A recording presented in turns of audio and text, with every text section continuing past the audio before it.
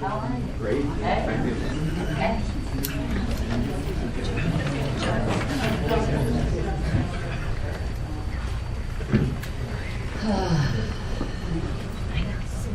It is, I know. We're trying to look nice. We really should have just chosen to be warm. Yeah. Chilling? What is chilling? Somebody give Woody a sweater. Okay, we're going to start here with Stephen.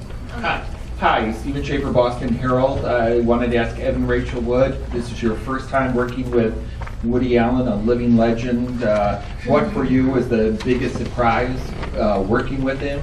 And for Larry, your first time working with Woody as well, I think. Well, no, it's not my first time. It isn't? Mm-mm. What was it? I had two very small parts in the, one was in Radio Days, and the other was New York Stories. Very, very small.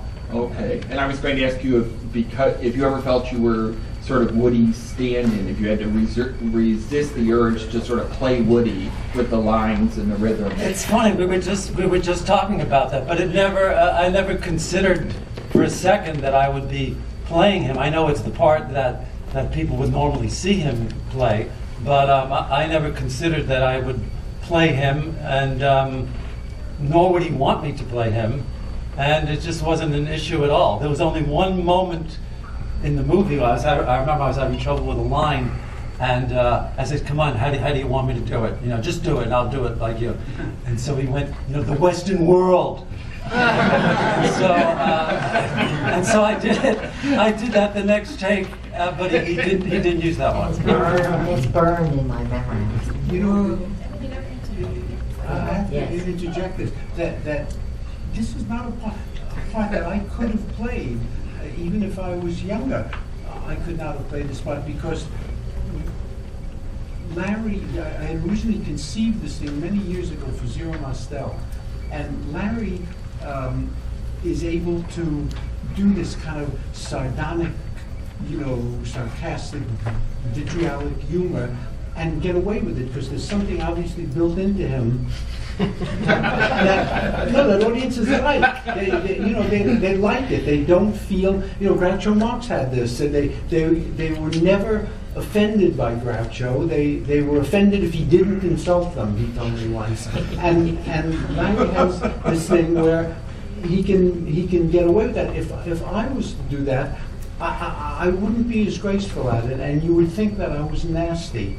If I was insulting people and proclaiming my own genius and saying that I was people were cretins, and you would not like me. But certain people can get away with it, and he's one that can. But it's not something that I would ever do, because when Zero died, I never thought for 1 minute of doing the part myself. I never thought, I've got a good script here, and why can't I do it? I can handle this. I never thought that. I put it in the drawer, and were it not for an imminent possible actor's strike, I never would have taken it out of the drawer even to look at. And I was trying to think who could do this, and it never would have occurred to me that I could do it. And then Juliet Taylor, my casting director, thought that Larry could do it, and I agreed completely that he would be like mother's milk to him. And Evan? Did you want to speak? No. But you gotta ask me this, probably when I'm sitting next to him too. I can't say that I was really surprised by anything, because I don't really like to, have any preconceived notions. I just like to experience it on my own, no matter what. But I was just amazed. I kind of just a whole new respect for comedians in general.